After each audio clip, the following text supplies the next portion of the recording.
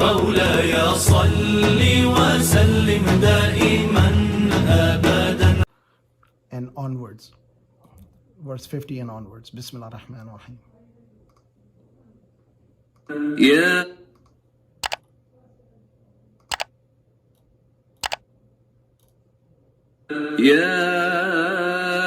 أيها النبي إنا أحللنا لك أزواجك اللاتي آتيت أجورهن وما ملكت يمينك مما أفاء الله عليك وبنات عمك وبنات عماتك وبنات خالك وبنات خالاتك اللاتي هاجرن معك وامرأة مؤمنة إن وهبت نفسها للنبي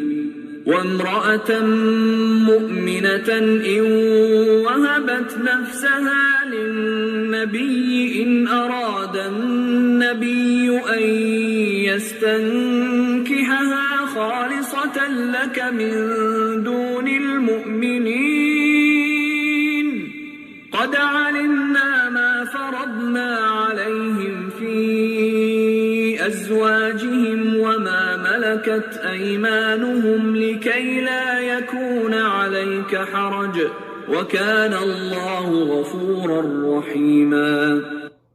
O Prophet, we have made lawful for you all your wives whom you have given their dowers, and those bondwomen whom you own, out of the captives Allah has given to you as spoils of war, and daughters of your paternal uncle, and daughters of your paternal aunts, and daughters of your maternal uncle, and daughters of your maternal aunts, who have migrated with you, and a believing woman who offers herself for marrying the Prophet without dower, if the Prophet wishes to bring her into his marriage, these rules being exclusive for you, and not for the rest of the believers. We know what we have prescribed for them in respect of their wives and the slave girls they own, so that there should be no difficulty for you. Allah is most forgiving, very merciful. So verse number 50 tells us the Prophet is given a special status in matter of taking a wife.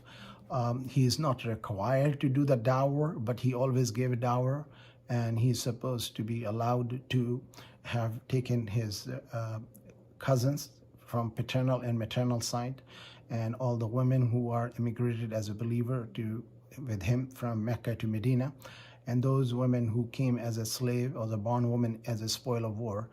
We know that only Maria Qibtiyya was one of the slave women who was given as a gift by the emperor of Rome in Alexandria, Egypt, and she's the one who gave birth to one of the last son of the Prophet. His name was Ibrahim alayhi salam, and who died in its 2.5 years age. So these are the women which Prophet is allowed to take in marriage, and although they were not allowed to be required to be dowered, in other words, Prophet should not give the mahar to them, but if he does, and he always did, and according to the scholars, if nobody has agreed on to the mahar, then at least minimum of the mahar should be given as about 20 ounces of silver should be given to women as a gift of marriage. So this is where Prophet is allowed. Next, listen to the next verse, number 51 and onwards. ترجي من تشاء منهن وتؤوي إليك من تشاء ومن ابتغيت ممن عزلت فلا جناح عليك ذلك أدنى أن تقر أعينهن ولا يحزن ويرضين بما آتيتهن كلهم والله يعلم ما في قلوبكم وكان الله عليما حليما. You may postpone the turn of anyone you wish from among them, and may accommodate with you anyone you wish. And should you recall anyone from those whom you kept aside, there is no blame on you. It is more likely, in this way, that their eyes will stay content, and they will not grieve, and all of them will be happy with whatever you give to them. Allah knows whatever lies in your hearts, and Allah is all-knowing, all-wise. لا يحل لك النساء من بعد ولا أن تبدل بهن من أزواج ولو أعجبك حسنهن إلا ما ملكت يمينك وكان الله على كل شيء رقيبا.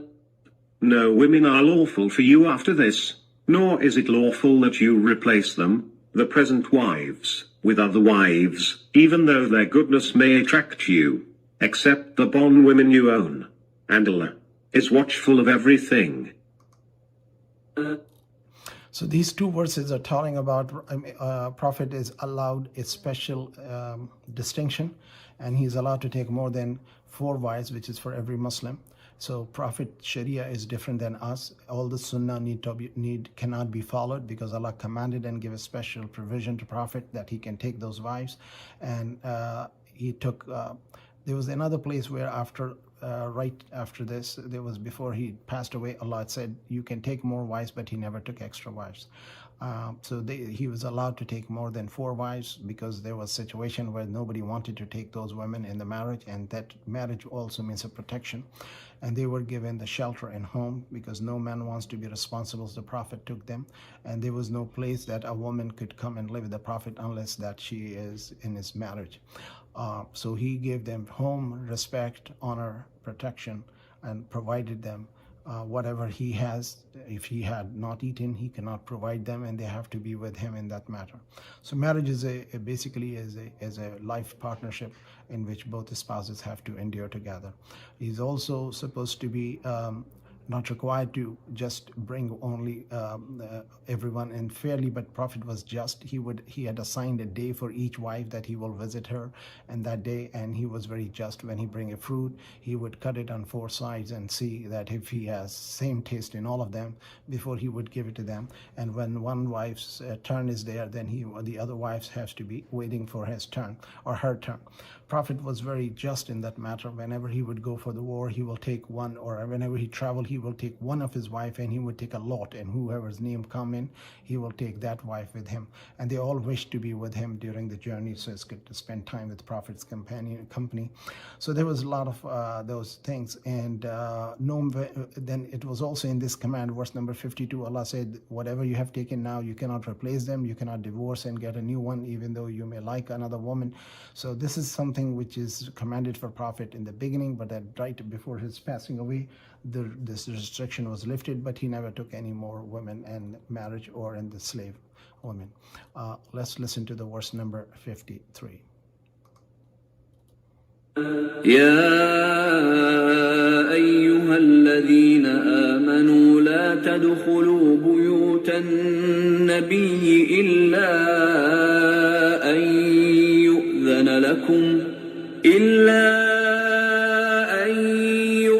لكم إلى طعام غير ناظرين إناه ولكن إذا دعيتم فادخلوا فإذا طعمتم فانتشروا ولا مستأنسين لحديث إن ذلكم كان يؤذي النبي فيستحيي منكم والله لا يستحيي من الحق وإذا سألتموهن متاعا فاسألوهن من وراء حجاب ذلكم أطهر لقلوبكم وقلوبهن وما كان لكم أن تؤذوا رسول الله ولا تنكحوا أزواجه من بعده أبدا إن ذلكم كان O you who believe, do not enter the houses of the Prophet, unless you are permitted for a meal, not so early as to wait for its preparation. But when you are invited, go inside.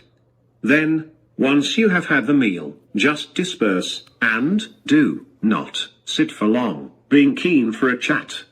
This conduct of yours hurts the Prophet, but he feels shy of telling you about it. But Allah is not shy of the truth.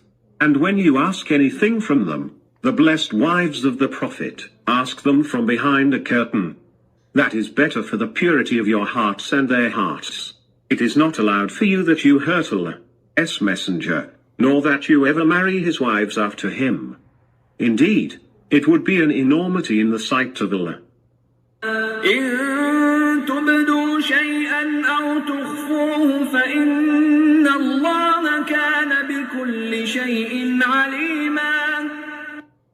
If you disclose anything, or conceal it, Allah is all-knowing about everything. لا جناح عليهم. So these two verses is talking about that, O you who believe. Now command is to the companions of the prophets, that there are etiquettes taught how to address and how to visit and how to speak to the prophet's wife. O you who believe, لا تدخلوا بيوت النبي, do not enter the house of prophet without permission.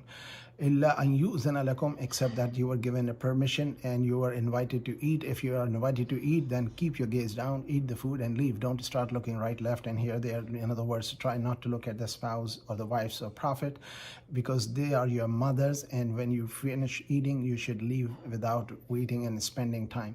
It has been narrated that one of the group came in and the time when Prophet took Sayyidah Zainab as a marriage, and he did the reception, and that people came in and the group used to come and eat and leave. The last group came in and they thought there's no more people coming after them, and they kind of sat down and tried to eat and to keep talking for longer, and Prophet was uncomfortable. He wanted them to leave, but he did not say out of courtesy and politeness. Allah says that Allah does not feel ashamed or think. Whenever the Prophet's house you visit, do not enter without permission, and do not just sit there before the invitation is that to enter that home, because at the time of cooking you should be staying outside the house, and when you're invited to eat, just eat and leave, because those homes were small, there was not much place. And do not look at the wife of the Prophet, and always make sure you keep your guard yourself, and do not become friendly or too much talking to them. Respect them as your mother. And then indeed, whatever you disclose, what you hide, Allah knows all of that. This is something very important to understand. Let's listen to the verse number 55. لا جناح عليهن في آبائهن ولا أبنائهن ولا إخوانهن ولا أبناء إخوانهن ولا أبناء أخواتهن ولا نسائهن ولا ما ملكت أيمانهن واتقين الله إن الله كان على كل شيء شهيد. There is no sin for them, the wives of the Prophet, in appearing without hijab before their fathers, or their brothers, or the sons of their brothers, or the sons of their sisters, or their own Muslim women, or their slave girls. And, O wives of the Prophet, fear Allah. Surely, Allah is witness to everything. So this verse was revealed about when the command came in that who should a woman, and particularly wife of the Prophet, should be having a hijab with, or they should not come without covering themselves properly. And they ask, should we also not come in front of our parents or father or brother or nephews and nieces, nephews particularly, brothers, kids, and the sisters' children. So these people are muharram. So those people, a woman cannot be in marriage with, she can come in front of that person without full cover and garment. And this is the thing, that there is no sin for them, the wives of the Prophet, appearing without hijab to their fathers, to their brothers, to their sons of the brothers and the sons of their sisters, and their own Muslim women, and then the slave girls, which are the servant for them. So those people are being commanded that they don't need to wear hijab in front of these people. Verse number 56, let's learn that.